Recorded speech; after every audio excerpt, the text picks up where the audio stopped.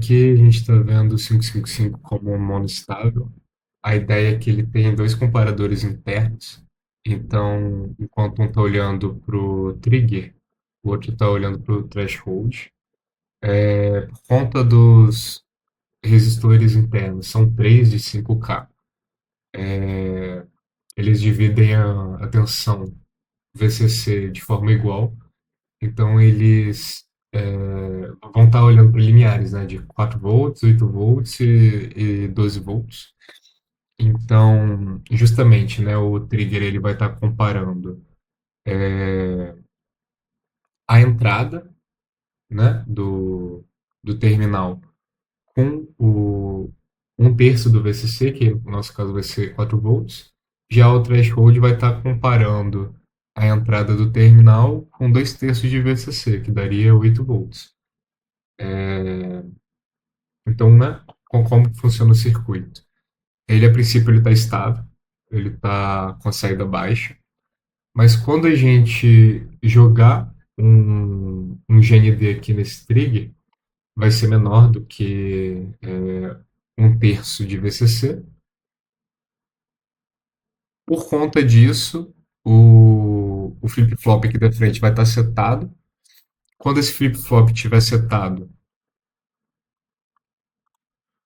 portanto, então, o transistor de descarga ele é desacionado. E a partir desse momento, o nosso capacitor aqui ele vai começar a carregar. E a gente vai ficar monitorando, né, a tensão em cima dele até que ela seja correspondente aí a um, dois terços do VCC. E aí, quando ela bater esse valor, então, reseta o nosso flip-flop e a saída volta para o nível lógico zero, né? E a descarga volta a ser por meio do transistor interno de descarga. Então, né, vamos dar uma olhada aqui na simulação.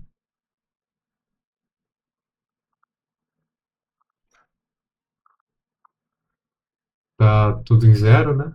Por algum motivo, essa simulação aqui está sendo muito lenta, então tipo, tive que botar uma constante de tempo aqui bem baixinha, tá mais ou menos meio segundo, porque realmente não está ajudando, né?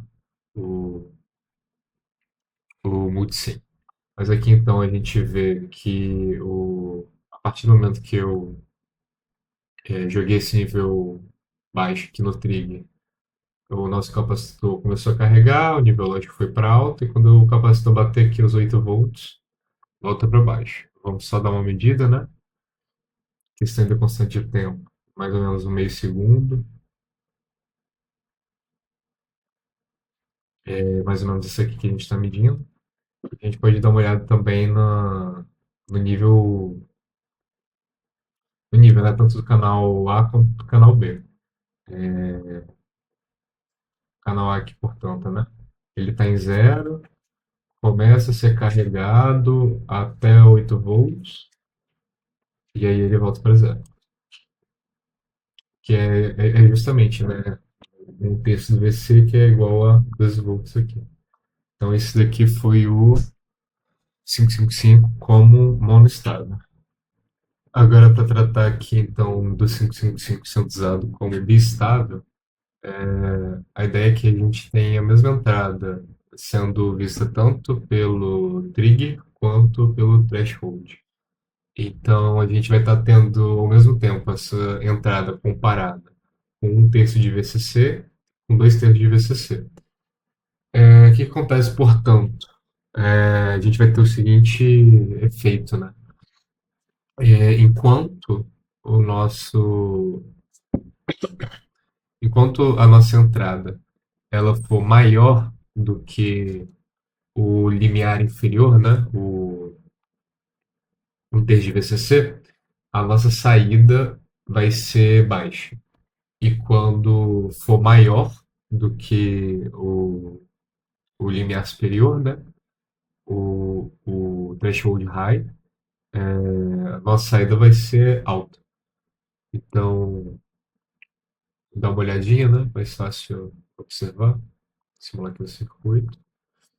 No momento, a nossa saída está baixa, porque a nossa fonte aqui controlável está no máximo, e ela vai permanecer baixa mesmo se a gente descer do valor do threshold, porque ele é só o limiar superior, né? Mas quando a gente abaixar ele de 4 volts, que seria um terço do VCC, a gente começa a ter um nível lógico alto.